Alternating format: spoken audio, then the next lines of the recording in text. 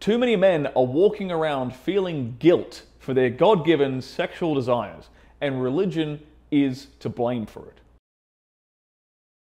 Feminized Western Christianity tries to neuter the sexual desires in men by making them feel guilt and shame for even having those desires in the first place. Far too many men think of sex as taking something from the woman, and this is fundamentally an awful frame to view intimate relationships from.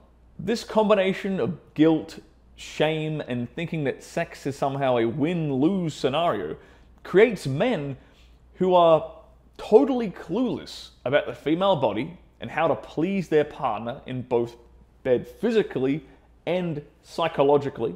And it creates men that are too timid to initiate any kind of sexual advances on their partner or try anything remotely kinky. They are shy about anything that they consider sexual in nature. The idea of duty or obligation sex is so unarousing it's comical. What men and women actually need in a loving relationship is arousal, primal, lustful sex between one another.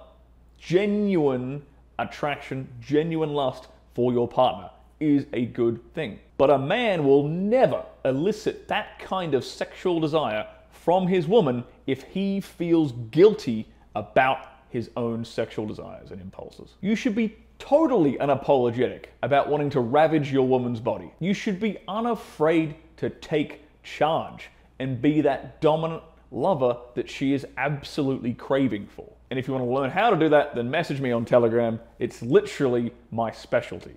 Too many religious men conflate the idea of not having sex until marriage with this idea that sex is somehow wrong, sinful, or immoral in general. Sex is how we all got here. The creation of life is not immoral. Go forth and multiply.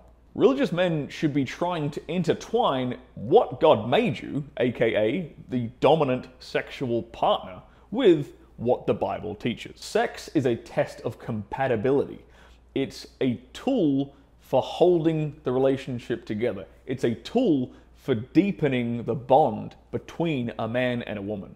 It is not something that men should feel ashamed about at all. One of my biggest criticisms of religious men is their holier-than-thou attitude towards guys like me who are playboys and have a lot of sex. They'll say things like, oh, his life must be so shallow and empty because he's sleeping with all these women. Let me tell you something. The only thing that's empty are these balls. It's a desperate rationalization that religious men use to conveniently ignore the fact that they have no abundance with women. If you settled for some 3 and pumped out some ugly kids, that doesn't make you more successful in the realm of relationships. It makes you a man who wasn't successful enough, who wasn't attractive enough to have his choice of women. You can totally disagree with somebody's lifestyle, but still humble yourself enough to admit that they know something about this particular topic that you don't, and you could learn from them. Now, don't misunderstand me. I actually have no problem whatsoever with like 90% of religious teachings. In fact, I think a large part of the reason why the United States is falling apart is due to a lack of religious cohesion, a lack of shared morals and values across the whole country. I've been to highly religious countries,